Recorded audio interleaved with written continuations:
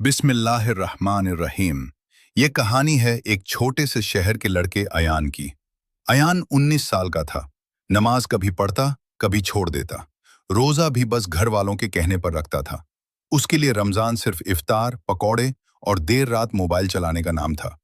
लेकिन इस साल का रमज़ान उसकी ज़िंदगी बदलने वाला था। पहला रोज़ा रमज़ान का चाँद नज़र आया। मस्जिद से आवाज़ आई, अल्लाहु अकबर, अल्लाहु अकबर। अयान की अम्मी ने कहा, बेटा, रमजान रहमत का महीना है, इस बार दिल से इबादत करना। अयान ने मुस्कुराकर कहा, जी अम्मी। लेकिन उसका दिल अभी भी दुनिया में लगा हुआ था। एक अजीब ख्वाब। रमजान के तीसरे रोजे की रात अयान ने एक अजीब ख्वाब देखा। उसने देखा कि वो एक सुनसान मैदान में खड़ा है। दूर से एक रोशनी आ रही है। उस रोशनी के बीच एक आवाज आती है, ए ईमान वालों, तुम पर रोजे फर्ज किए गए हैं। ये आयत कुरान की है, सूरह अल-बकरा 283। अयान डर गया। उसने पूछा, कौन है?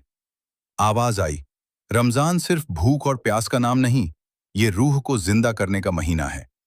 फिर उसने देखा कि उसके आमाल, अच्छे और बुरे कर्म, एक तराजू में तोले जा रहे हैं। गुनाह ज्यादा थे। वो पसीने पसीने होकर उठ गया। मस्जिद की आवाज। अगली सुबह फज्र के वक्त मस्जिद से अजान की आवाज आई।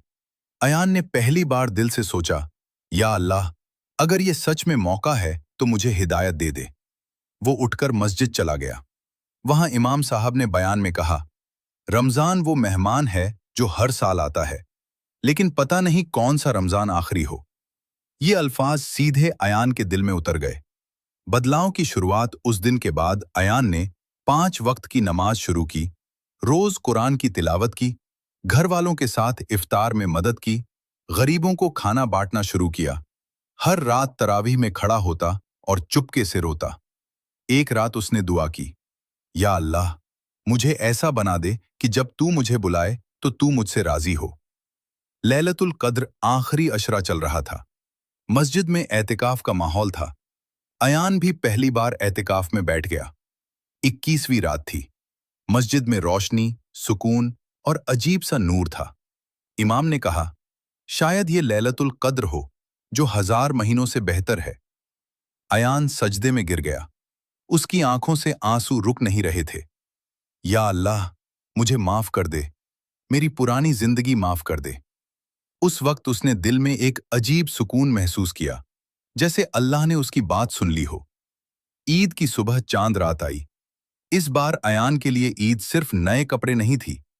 ईद की नमाज के बाद उसने अपनी अम्मी को गले लगाया और कहा, अम्मी, इस रमजान ने मुझे नया बना दिया। अम्मी की आंखों में आंसू आ गए। उन्होंने कहा, बेटा, असल जीत यही है। कहानी का पैगाम, रमजान सिर्फ एक महीना नहीं, ये एक मौका है, एक दावत है, एक रहमत है। शायद ये हमारा आखिरी रमजान हो। तो क्यों ना इस रमजान को ऐसा बना दें कि जब अल्लाह हमसे पूछे, तुमने रमजान का क्या किया, तो हम फख्र से कह सकें, या अल्लाह, हमने कोशिश की थी।